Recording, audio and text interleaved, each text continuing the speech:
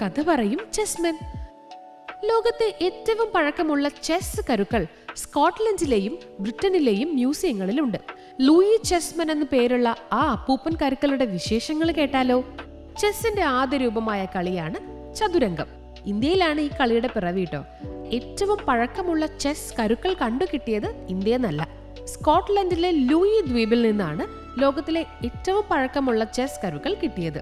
7-ാം നൂറ്റാണ്ടിൽ ഇന്ത്യയിൽ പ്രചാരത്തിലുണ്ടായിരുന്ന ചതുരംഗം എന്ന കളി പശ്ചിമേഷ്യ വഴി യൂറോപ്പിലെത്തി. അവിടെ പ്രഭുക്കന്മാർ കളിക്കുന്ന കളിയായിരുന്നു ചെസ്.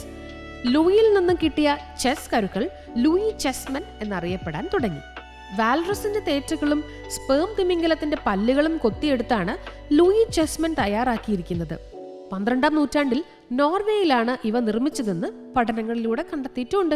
നോർവേയിലെ ടോൺഡ്ഹൈമിൽ വാൽറസിന്റെ തേറ്റകളിൽ നിന്ന് രൂപങ്ങൾ കൊത്തിയെടുക്കുന്ന കലാകാരന്മാരുണ്ടായിരുന്നു. അവിടുത്തെ ഒരു പള്ളിയിൽ നിന്ന് ലൂയി ചെസ്മനിനോട് സാദൃശ്യമുള്ള കൊത്തുപണികൾ കിട്ടിയിട്ടുണ്ട്. നോർവേയിൽ നിർമ്മിക്കപ്പെട്ട കരുക്കൾ എങ്ങനെ സ്കോട്ട്ലൻഡിലെത്തി? അതിന് ഉത്തരവുണ്ട് കേട്ടോ. നോർവേയിൽ നിന്ന് സ്കോട്ട്ലൻഡിലേക്കോ അയർലൻഡിലേക്കോ വിൽപ്പനയ്ക്കായി സമുദ്രമാർഗം കൊണ്ടുപോയ കരുക്കൾ കപ്പൽ തകർന്ന് സ്കോട്ട്ലൻഡ് തീരത്തടിഞ്ഞതാകാം. ഇത് കാലപ്പഴക്കത്തിൽ മണ്ണിന്റെ അടിയിലായി പോയതും ആവാട്ടോ. അക്കാലത്തെ ഈ രാജ്യങ്ങൾ തമ്മിൽ വ്യാപാര ബന്ധമുണ്ടായിരുന്നു. ലോകത്തിലെ 2 പ്രധാന മ്യൂസിയങ്ങളായ ലണ്ടനിലെ ബ്രിട്ടീഷ് മ്യൂസിയത്തിലും എഡിൻബറോയിലെ നാഷണൽ മ്യൂസിയം ഓഫ് സ്കോട്ട്ലൻഡിലുമാണ് ഇപ്പോൾ ലൂയി ചെസ്മൻ ഉള്ളത്.